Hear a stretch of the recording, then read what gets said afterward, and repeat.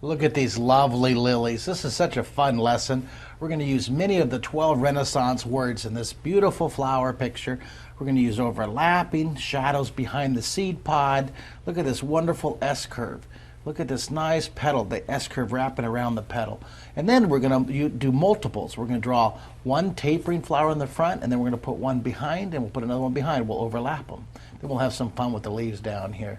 This was inspired by one of my favorite floral artists, a fellow named Michel Gagne. And I'll put a link on my website to his books. He drew a book called Freaky Floral. Awesome book. Michel Gagne, a French-Canadian illustrator. Very, very talented. So let's get inspired by that art, and let's draw that nice S-curve. We're going to start with that line and this line right here. So any paper will do, any pencil will do. Let's start right here with that nice S-curve. All right. Let's have it flowing down. Nice, beautiful S-curve right here. I'm going to get a sharper pencil. Good thing I have a whole handful. All right, so I'm going to draw a nice S-curve coming down here. And then I'm going to move my paper around as I draw. And then I'm going to draw this, another. See, sometimes it's easier for you to twist and turn your paper to draw these. Now I'm going to draw another curve coming down behind here, overlapping back behind here. Okay, so it looks like a wishbone on a chicken. Look at this. Darken in that nice S-curve.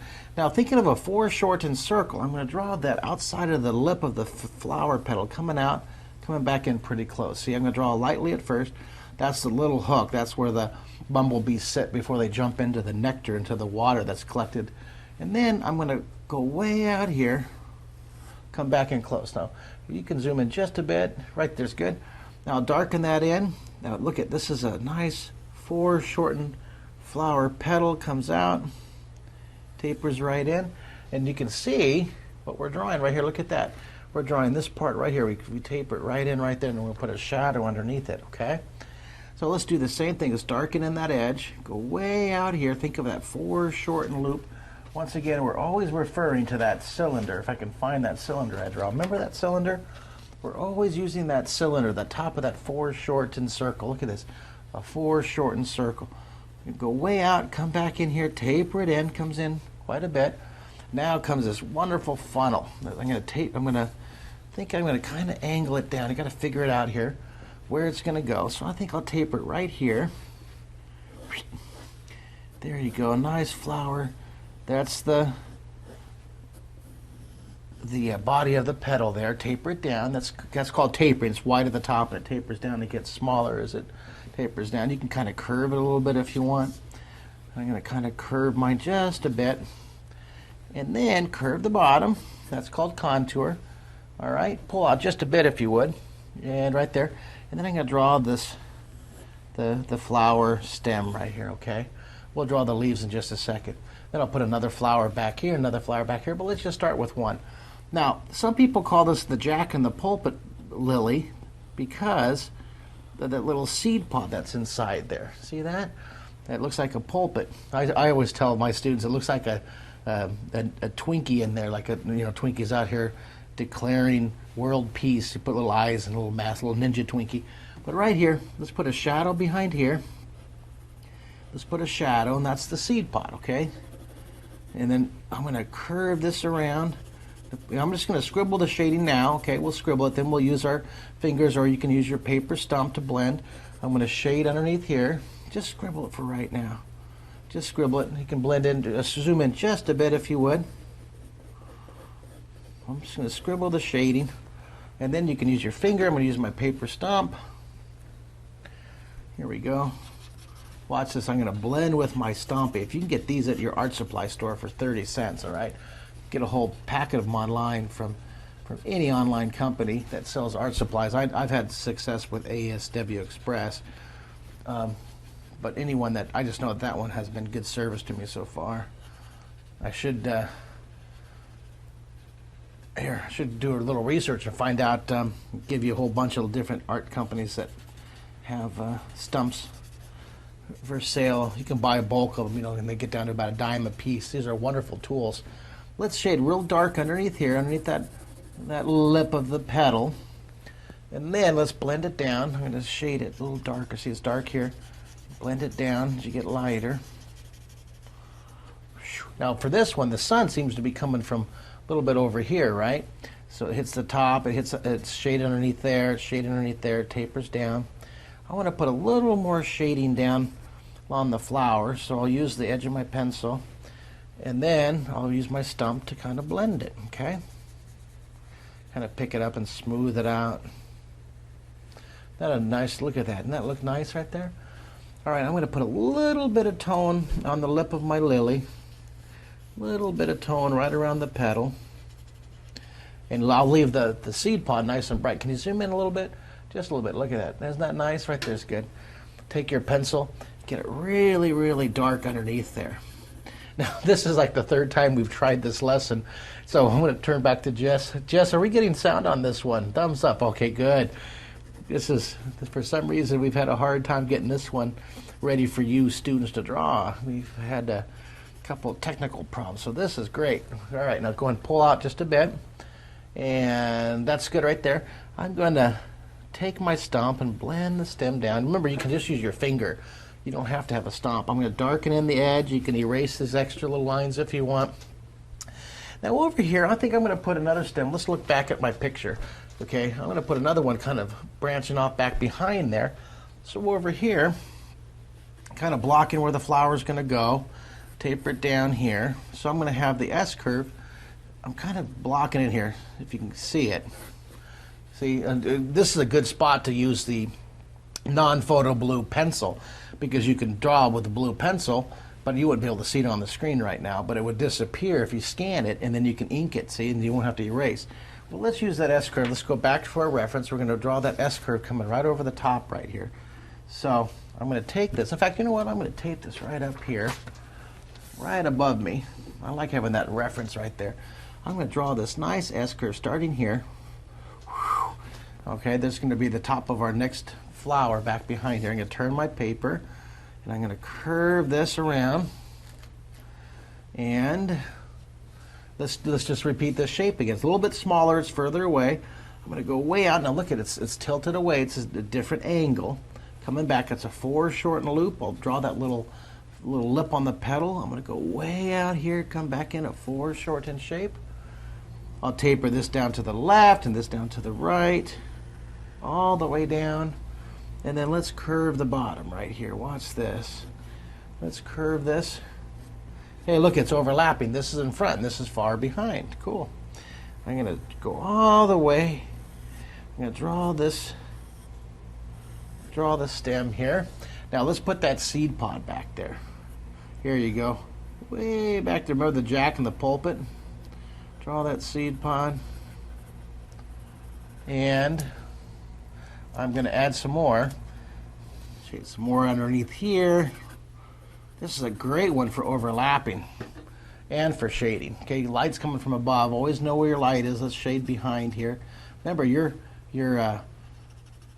finger works just as fine. I like to use a stump. If you don't have one, don't worry about it. I'm going to shade down here. Go ahead and zoom in so they can see that a little bit, would you? Isn't that nice? There you go. That's fine. Put a little tone back behind here. I see you can just use the residual lead you have on your stump, okay, or your finger. I'm going to put a little darkness between the two, a little more, and then I'll blend it out some more. Cool. Okay, go ahead and pull out. And let's see how that's looking there. I like that, the nice dark edge right there. All right, we got our flower. We have two flowers. Let's put another one. We'll put one more flower. That's looking really shaping up nice. Very nice. Let's put one more, tucking it over here. So I'm going to tilt my drawing.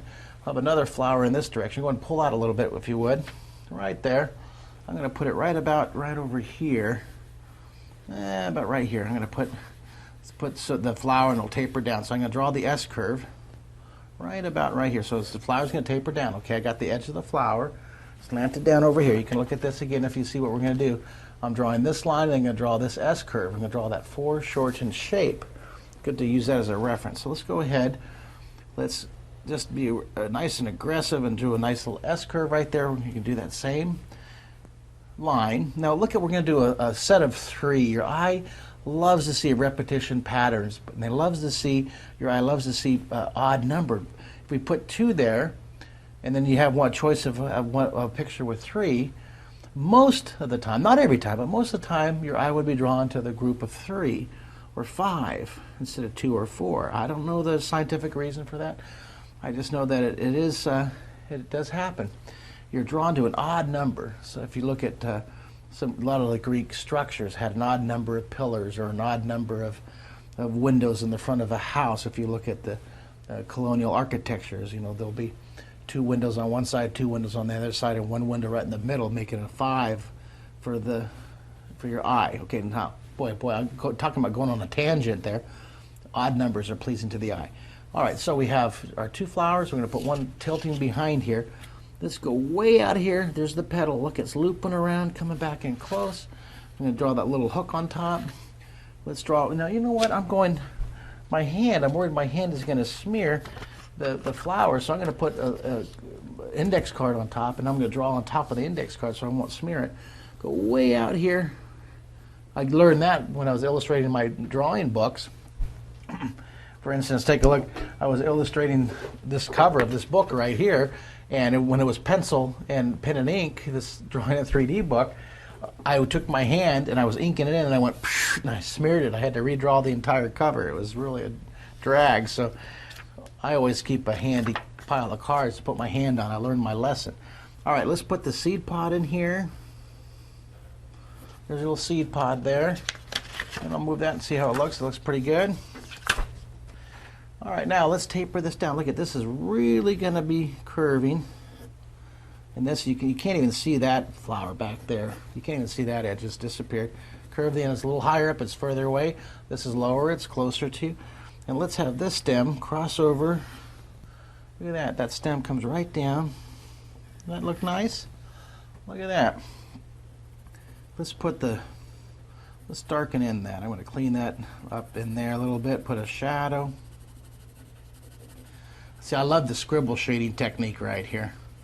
Scribble that first and you blend it. You know who has great shading? Shel Silverstein, the illustrator who wrote Where the Sidewalk Ends and The Giving Tree. I love his illustrations and his website. But he scribbles a lot with his pen and ink when he shades. Also the fellow who illustrated the Charlie and the Chocolate Factory. Great shading. Chris Van Allsburg, of course, my favorite shader. Susie Spafford, Lynn Johnston, the comic illustrator who created For Better or For Worse. What an amazing drawing skill that she has. Go ahead and zoom in so you can see behind there, okay? And let's shade this.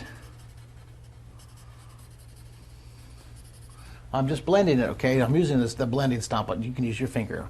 I know I say that 1,000 times. That's the key to learning and the key to teaching. Repetition. Repeat, repeat, repeat. I want to take this petal and have it come through here just a bit so we can see it. See a little bit of shadow in there, okay? And go and pull out so you can see. That looks very nice right there. Look at that. Now, let's put a couple leaves down here. I'm going to put a leaf over here. I'm going to draw a nice, beautiful S-curve. Put a beautiful leaf there, and I'm going to put another leaf up here. Another leaf right here. You put another leaf back behind here. If you want, the kind of peekaboo, little peekaboo leaf right up there. Another leaf down here. You see, you put a couple of them. So I put even numbers, so I'm going to put an odd number. I'll put another leaf down here. That's not quite. Just sticking out over here a little bit, and you put another one over there. You can shade these. You can add tones. Go ahead and zoom in just a bit. Right there, look at that. That is just lovely. There's they're lilies. You can have a little gift for one of your friends. Do this drawing and put it in an envelope and mail it out to them. Excellent job for a very advanced level. This is a good level for you guys. Great work.